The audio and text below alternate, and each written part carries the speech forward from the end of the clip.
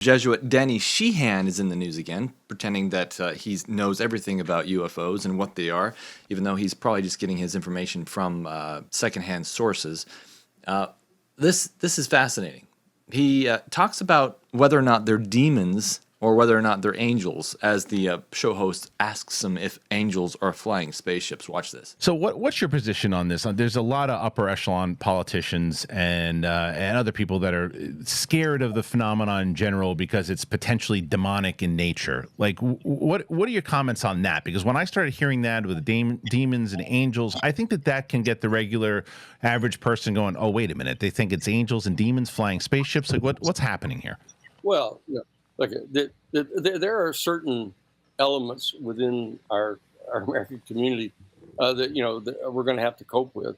I mean, the most ardent fundamentalist Christians in the country, have thought that the entire issue of there possibly conceivably being any intelligence anywhere else in the entire universe is a completely diabolical idea. So he's putting up a straw man argument right now. He's not talking about whether or not they are angels or demons. He's like, well, they don't believe there's any other thing in the universe, so it must be that they are completely off on this subject. Christians do believe there are other things in the universe. They're called angels. There are other righteous beings in the universe. This is a real thing. And so to say that, oh, no, Christians don't believe, they think it's diabolical to have any other thing in the universe. No, not at all. I don't think we believe that at all. Well, with all due respect, whatever limit amount that may be, those who hold those kind of opinions, they can't be allowed to govern. Those are bizarre and crazy ideas. Okay, so we've gone to high school dynamics now to call people bizarre and crazy ideas. Call their ideas bizarre and crazy. This is from a self-proclaimed Christian that knows everything about UFOs and all this other stuff, and he says these are bizarre ideas. We can't allow them to govern. And so you have to isolate those, and they may serve well for Tim's constituency, in Tim the hills Burchett. of Tennessee somewhere.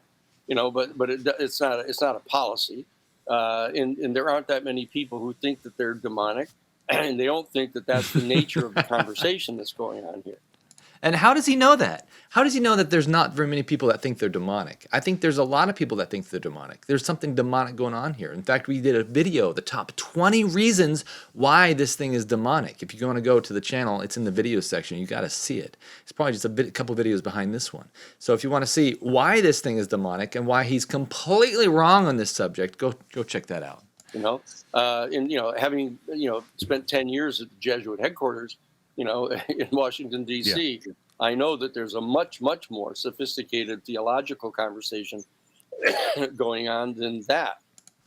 Okay, so this self-proclaimed Jesuit theologian wants to say that, oh yeah, no, there's nothing going on here. This is all extraterrestrial life. Everything is going on is completely sane. There's no demonic activity going on, even though it's akin to possession. Even though you have all kinds of strange things following you around. Even though you see shadow people and you have all these terrible things that happen to you at night, like the succubus and incubus or whatever it is, and you want to say that, oh no, this thing is just crazy Christians. They're just only a few of them, and they just believe this. That's a kindergarten first grader kind of opinion. But there are postgraduate school levels of understanding of the theology involved in all of this, and they will in fact come forward.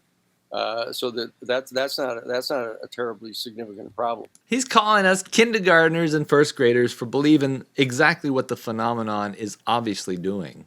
It's obviously antagonistic. It's obviously lies. It pretends to be something it's not. It claims to be Hathor, a ancient Egyptian goddess actually, and which is actually the goddess found in Egypt, found in the Bible, and claims to be absolutely a demonic entity. How does he get around this idea? How does he get around all these ideas? In fact, I've invited him on the show and said, let's talk about these things. You know what? I get silence. I get talk from his secretaries. I get talk saying he's going to call you back, but he never wants to talk to me about it. He always wants to go on these other shows and talk about how, oh yeah, those crazy Christians, there's not very many of them, but they have this idea. There's evidence. He's a lawyer, and he doesn't want to talk about this stuff. That's what's amazing to me about this.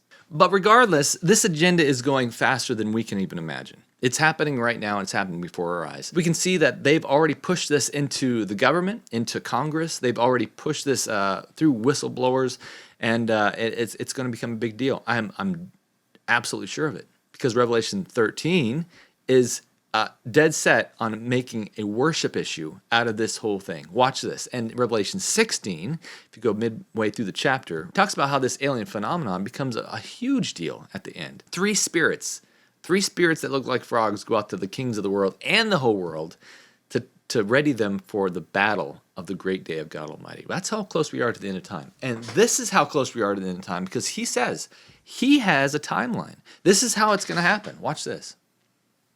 So we're going to have everybody on board pretty much by the time we get this done. And I think we're going to get it done during the next administration. Whoever the next administration is, we're going to get this thing done. Which would make more sense than it happening this year, right? Because it does seem, because it does seem that saying hearings. I'm not saying the public hearings won't happen this year. I think they will. You do, okay?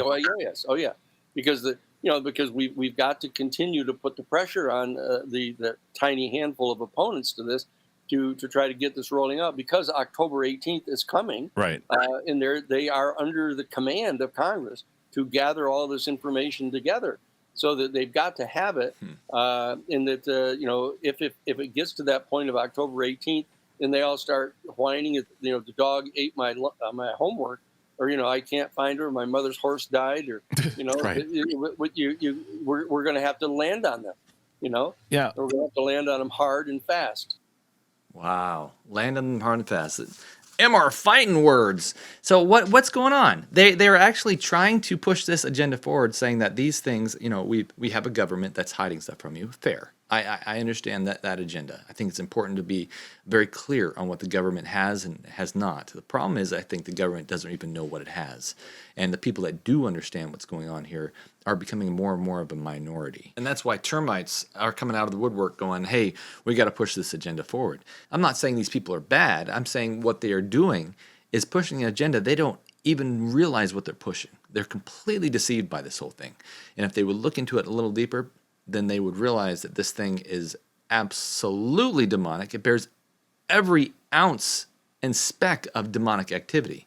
And they don't care. We'll be continuing to follow this as time moves on. It is quite an interesting topic, to say the least. And make sure you hit the subscribe button and that little bell icon so you're notified when we do produce more videos just like this. Talk to you soon.